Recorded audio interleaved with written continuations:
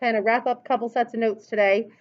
But we had talked about how now if there's a 0 in common, like a factor you could cancel, there's going to be a hole in the graph at that point.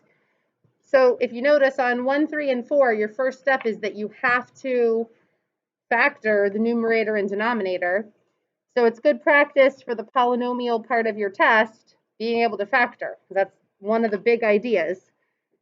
So let's see, we're looking for the factors of -2 that would add up to -1. So x minus 2 and x plus 1.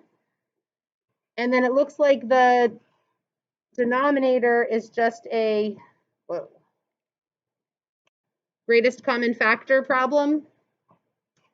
So x times x minus 2. So then you can see those x minus 2's are going to cancel right out. So the real function that you're going to do your work on is x plus 1 divided by x. So this is what you're going to answer all the questions about, the y-intercept, the x-intercept. So let's do those questions together and then figure out where our hole is. So where would my y-intercept be for this function? Plug in 0, what happens? Nothing. Undefined on the bottom. And what about an x-intercept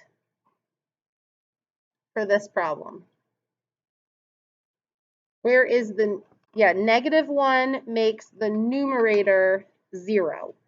So at -1, 0, I do have an x-intercept. What is my vertical asymptote? At where?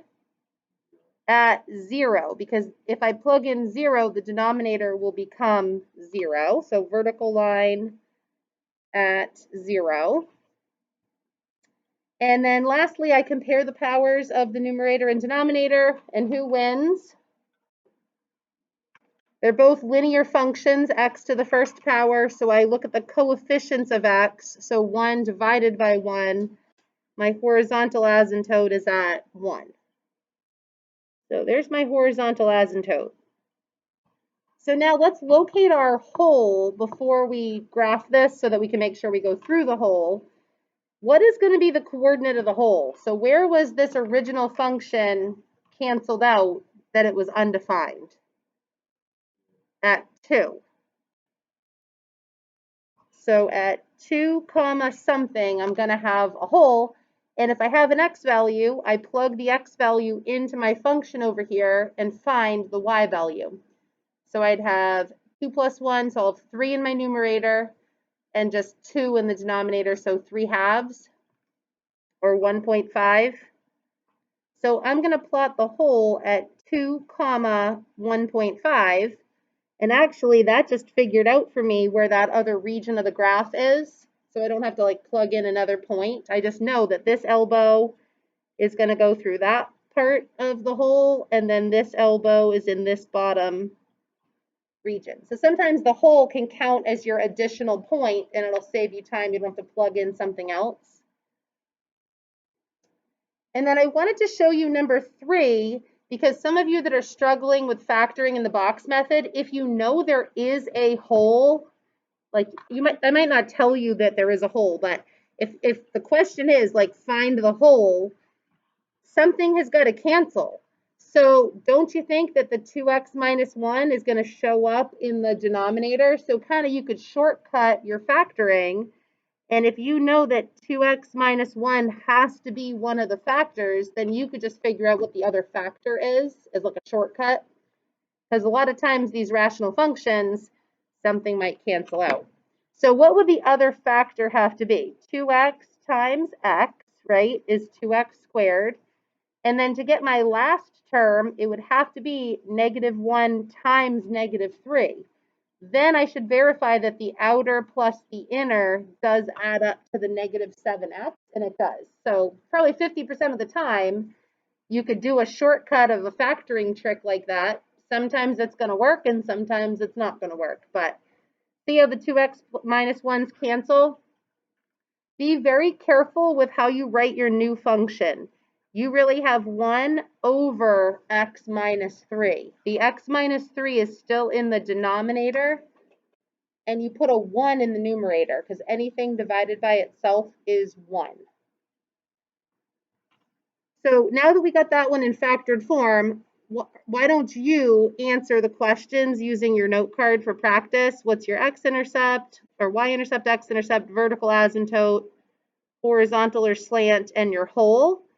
And see if you can finish graphing that one and try example 4. And if you get through 3 and 4, you can go on to the next page, but I'm going to do like, I think it's the next one, example 3 for you.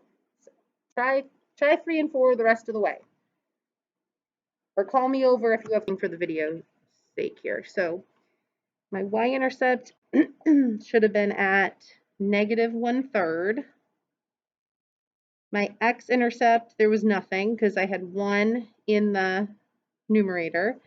My vertical asymptote should have been at +3 because of the denominator.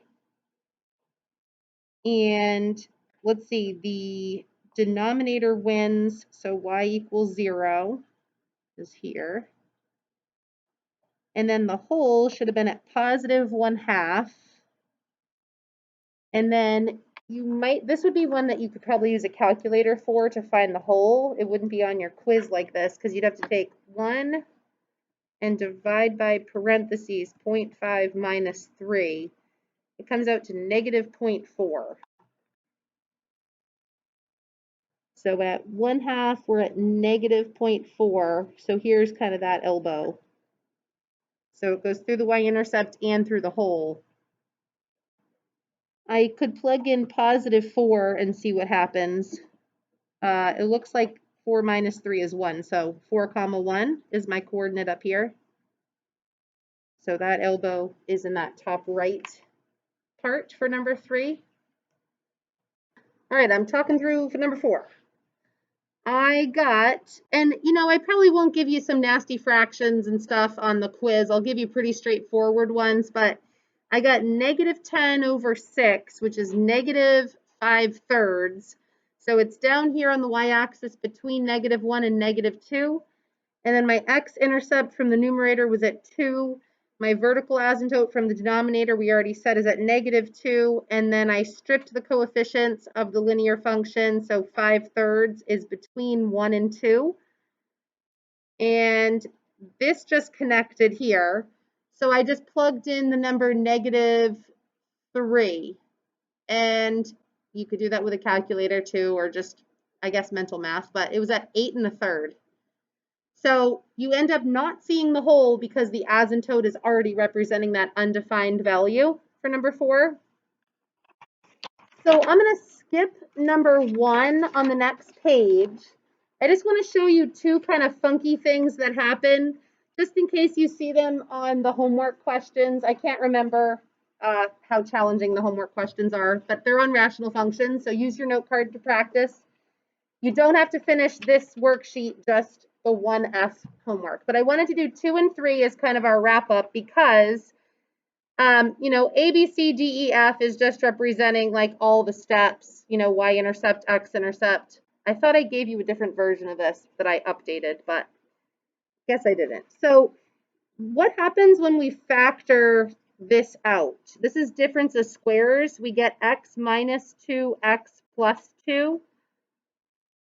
So my x minus 2's cancel. Do I have anything left in the denominator? I really have a linear function over 1. So I actually don't have that rational function anymore. I just have a linear function, right? Y equals x plus 2 is just a line. So you could go through all the steps of intercepts and asymptotes, but a line doesn't have any asymptotes. So the shortcut for number 2 is you could actually just graph this line and then find your 1 coordinate that's your whole. So I forget which step whole was, E. So what would be the whole for this function? What x value would be undefined? 2. And when I plug 2 into that linear function, what do I get? All right, so 2, 4 is my whole. So I'm just graphing y equals mx plus b. I'm starting at 2 on the y-axis, slope of 1. So 2 on the y-axis, up 1 over 1, up 1 over 1. See how I just hit the hole at 2 comma 4? So sometimes your rational functions will end up being a line because you canceled out the denominator and now there's just a hole in that place. So I'm just skipping the intercepts and asymptotes, all that stuff. To me, that's the steps to graph a rational function. I can skip that and just do my line. But let's answer the domain and range of this function because we haven't talked about the domain and range when we have a hole in the graph.